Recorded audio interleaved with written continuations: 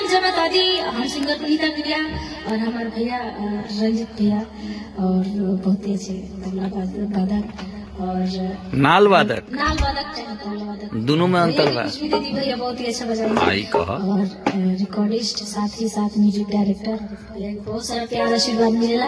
Multi talented व्यक्ति।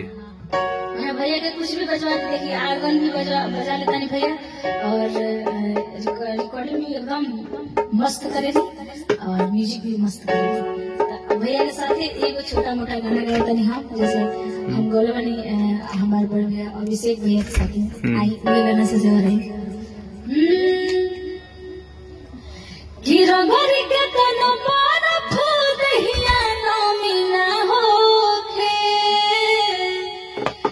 कि रंगोरी के तनो पर फूल दहिया नमीना होखे, कुछ ऐसन कराए देवरू भतार के कमी ना होखे, ऐसन करे देवरू भतारी के कमी ना होके। कुछ ऐसन कराए देवरू भतार के कमी ना होखे, कुछ ऐसन करे देवरू भतारी के कमी ना होके।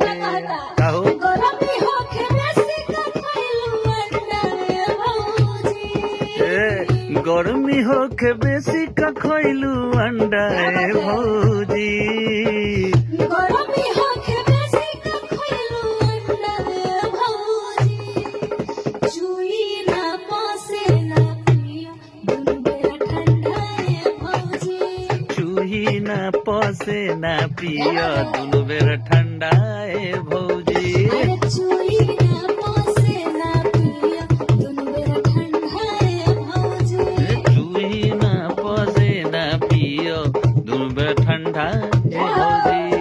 देखो कहता कहो लसन लसन करेला बदनवाए देवरू, लोस करेला बदनवा देवरू, याद पड़ी आवेला सजनवाए देवरू, याद बड़ी आवेला सजनवा देवरू।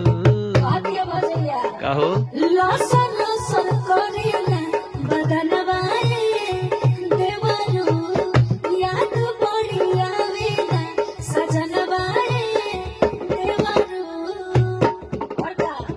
फायदा में हमारा अब मौसमी ना होखे, फायदा में हमारा अब मौसमी न होखे, फायदा में हमारा अब मौसमी ना होखे, तो कुछ ऐसन कराए देवरू भतार के कमी ना होखे, भौजी ना पोसे ना पियो दुनु बेर ठंडा भौजी। कुछ